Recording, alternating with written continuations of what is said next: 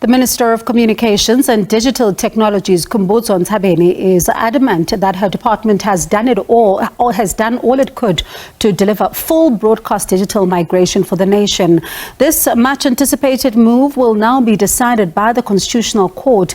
ETV took the matter to the highest court in the land, arguing against the deadline of the 30th of June this year for Analogue Switch-Off. The nation now awaits the decision of the Apex Court on the matter.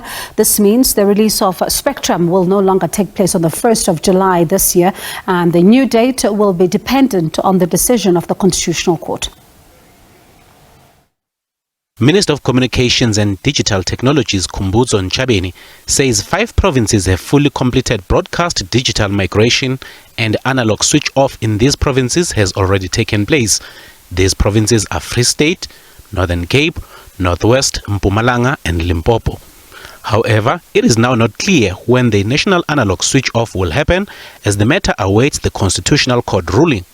Should the court rule in favor of the Department of Communications and Digital Technologies, the other 4 provinces, which is Gauteng, KZN, Western Cape and Eastern Cape, may also experience analog switch-off even without completing broadcast digital migration. 5 provinces have already been switched off, 4 provinces have not been switched off.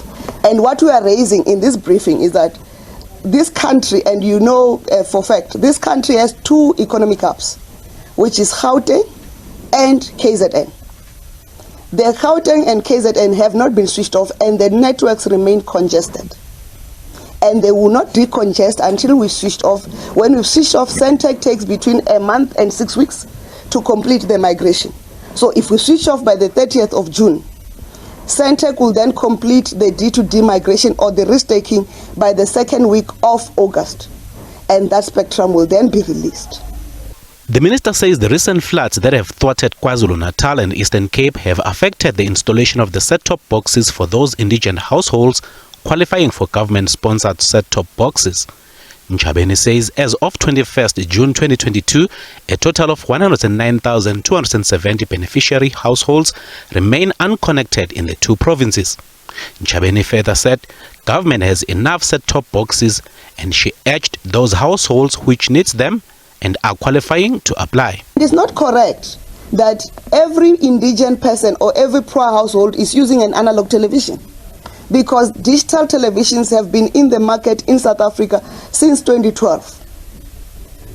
And therefore, some households that are indigent are sitting on digital televisions. And if you have a digital television, you do not have to have a set-top box. It seems the nation is now on the last hurdle before it makes the historic switch to the broadcasting digital migration and much anticipated release of spectrum throughout the country.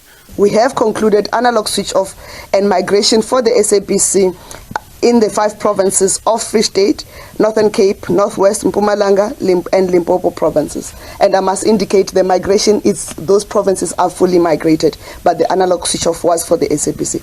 Therefore, ICASA will be able to release the high demand spectrum in these provinces as of the 1st of July 2022. We are therefore eagerly awaiting the Concord decision on the analog switch-off days for us to conclude broadcast digital migration.